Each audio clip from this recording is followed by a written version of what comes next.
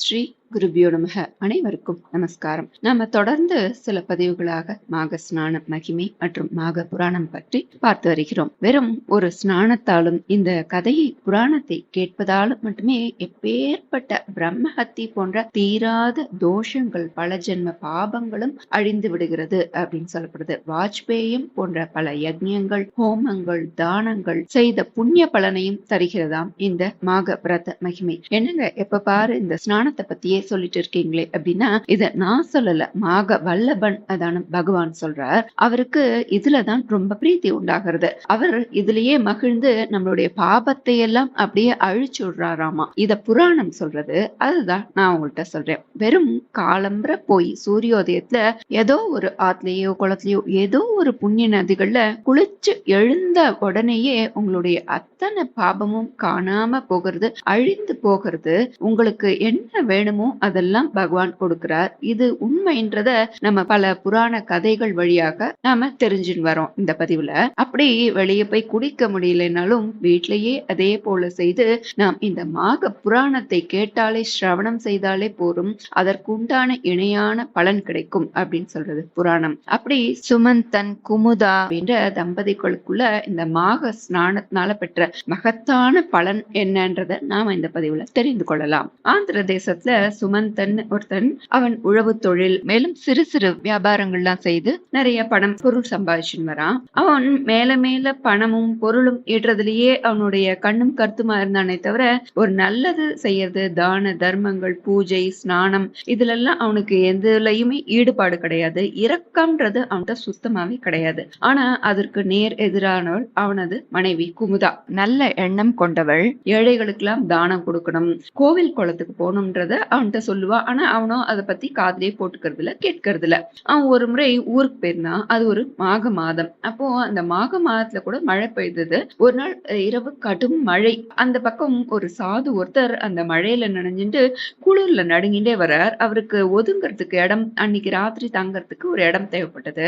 வர வழியில இந்த சுமந்தன் குமுதா வீடு இருக்கு. அந்த குமுதா கிட்ட கேக்குறார். அவளும் அவருடைய நிலைமையை பார்த்து ரொம்ப வருத்தப்பட்டு, அவ வீட்டுல கொல்ல பக்கம் ஒரு பசுமாட்டு கொட்டகை இருக்கு, அதை போய் சுத்தப்படுத்தி அவருக்கு தங்கறதுக்கு உண்டான வசதிகள் எல்லாம் பண்ணி கொடுக்குறா. வஸ்திரம் கொடுக்குறா, விறகெல்லாம் எடுத்து தீ மூட்டி அவருக்கு குளிர்ல வந்திருக்காரு அந்த குளிர் எல்லாம் போக செய்து, பாலை காய்ச்சி அவருக்கு குடிக்க கொடுத்து, படுக்கிறதுக்கு படுக்கை, எப்படி எல்லா விதத்திலையும் அவரை உபச்சாரம் பண்றா. சுச்சிவிரதருக்கு ரொம்ப சந்தோஷம். அவர் போய் அங்க பகவன் நாமாவை ஜபிக்க ஆரம்பிச்சுட்டார். இவளுக்கு அவருக்கு இந்த மாதிரி உதவி பண்ணதுல ரொம்ப சந்தோஷம். ஏன்னா இவளுக்கு சத்காரியங்கள் செய்யறதுல ரொம்ப ஈடுபாடு இல்லையா. சுமந்தனுக்கு தான் எதுவுமே பிடிக்காதே, அவன் இருந்தா இதையெல்லாம் தடுத்திருப்பா. நல்லவேளை இது மாதிரி ஒரு உதவி பண்ணக்கூடிய வாய்ப்பு நமக்கு இன்னைக்கானும் கிடைச்சதேன்னு சொல்லி அவ சந்தோஷப்படுறா. மறுநாள் கிளம்புற அந்த சாது சுச்சிவிரதர் பகவான் நாமஸ்மரணம் பண்ணி ஜபம் பண்ணிட்டு இருக்கார். குமுதாவுக்கு அவரோட இந்த சத்தம் கேட்டு முழிப்பு வருது. வந்து பாக்குறா. அவரை வணங்கி, நீங்க யாரு, எங்கே இருந்து வரேள், இப்ப நீங்க எங்க இவ்வளவு சீக்கிரம் கிளம்புறேன்னு சொல்லி அதை பத்தி கேக்குறா. அவர் சொல்றார், நான் வந்து துங்கபத்ரா வாசிமா, நான் துங்கபத்ரா கிட்ட இருந்து வரேன். இப்போ நான் ஸ்ரீரங்கம் போய் காவேரியில மாக ஸ்நானம் செய்யறதுக்கா போயிட்டு இருக்கேன்.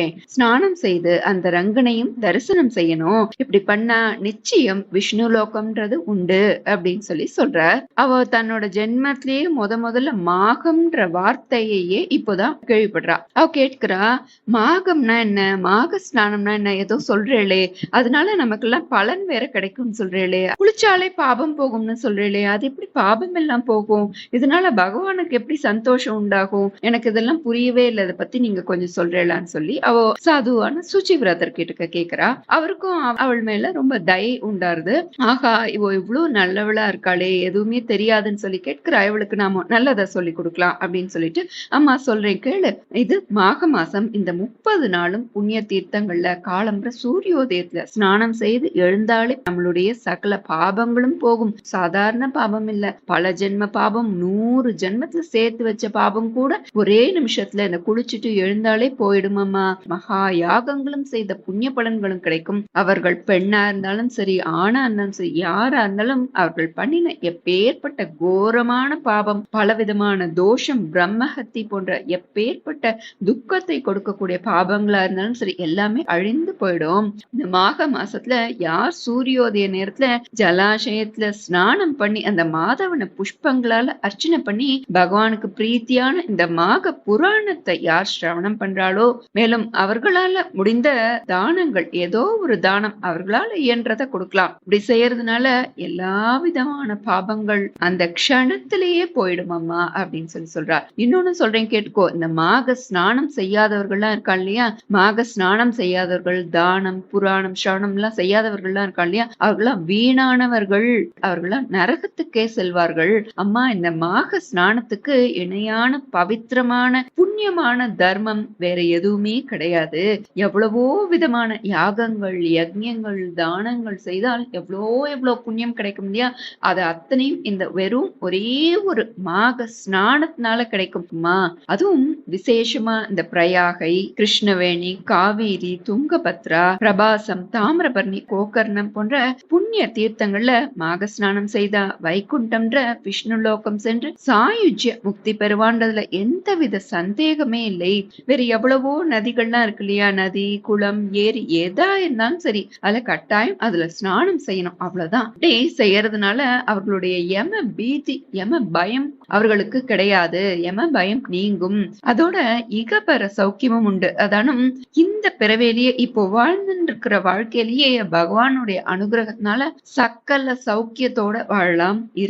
வாழ்வின் இறுதியில் அந்த ஹரியோட பாத நிழலே கிடைக்கும் அம்மா அப்படின்னு சொல்றார். இது பக்தியோட செய்யலாம், இல்ல வலுக்கட்டாயத்தினால பலாத்காரத்தினால தெரிந்தோ தெரியாமலோ எப்படி வேணாலும் எப்படி செய்தாலும் அவர்களுக்கு கையிலேயே அவர்களுக்கு முக்தி இருக்குமாமா அப்படின்னு புராணம் சொல்றது. அதை கேட்ட குமுதாக்கு காதுல தேன் வந்து பாஞ்ச மாதிரி, ஆகா அவளுக்கு இது எல்லாம் பத்தி தெரியாது இல்லையா, இப்ப ரொம்ப சந்தோஷம். ஆகா, நான் கடை தேறினேன், என்னுடைய முன்னோர்கள்லாம் கடை தேறினா, நான் புண்ணியம் செஞ்சதுனால்தான் இன்னைக்கு உங்களையே நான் பார்த்திருக்கேன்னு சொல்லி அவர்கிட்ட சொல்றா. சூரியோதயம் ஆகிறது.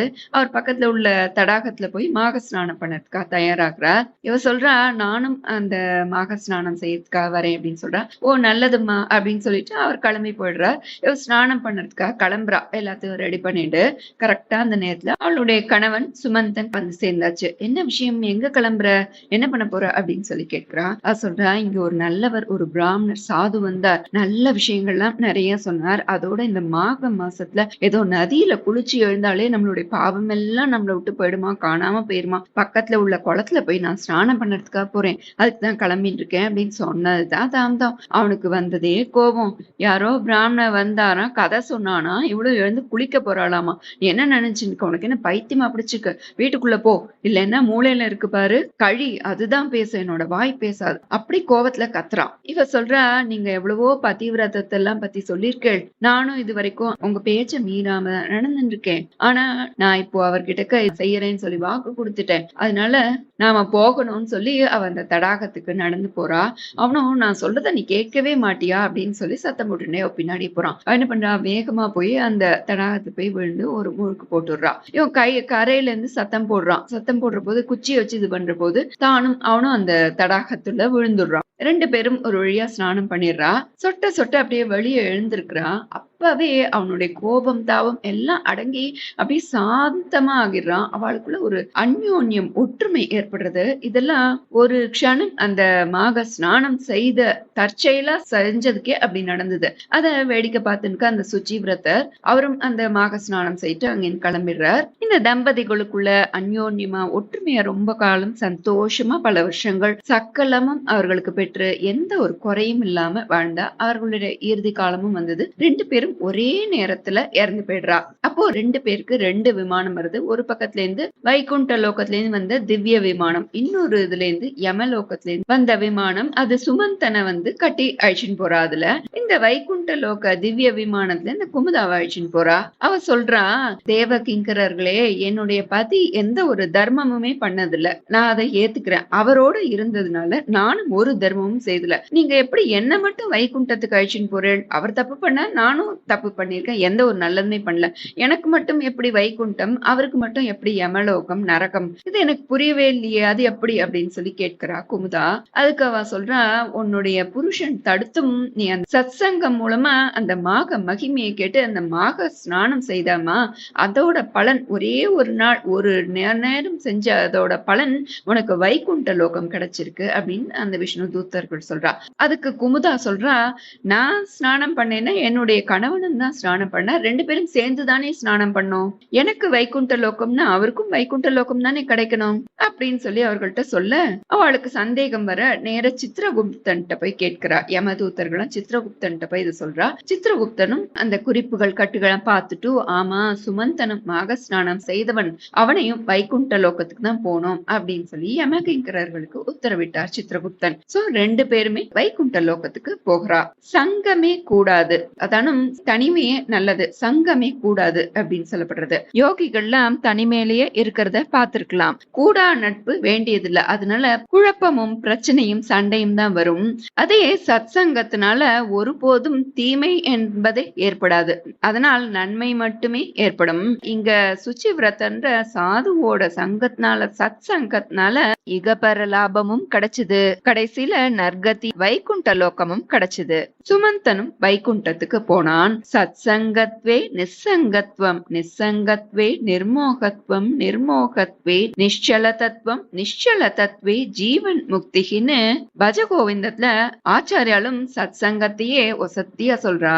அதனால சத் சங்கமே ஒரு நபரை நல்லபடியாக முழுமையாக மாற்றும். இத நாம இந்த சுச்சிவிரதர், குமுதா, சுமந்தன் சரித்தம் மூலமா தெரிஞ்சுட்டோம். இப்பமில்லாம வலுக்கட்டாயமா ஒரே ஒரு முறை அந்த ஜலத்துல விழுந்ததே அவனுக்கு வைகுண்ட லோகத்தை கொடுத்தது. ஒரே ஒரு முறை தெரியாம இப்படி செஞ்சதுக்கே எப்படின்னா, விதிப்படி 30 நாளும் ஸ்நானம் செய்து பழமோ தாம்பூலமோ தேங்காயோ வஸ்திரமோ கம்பளமோ ஏதோ அவரவரால் முடிந்த தானத்தை செய்தால் அதோட பலாபலனை பத்தி நம்ம சொல்லவும் வேண்டுமா என்ன?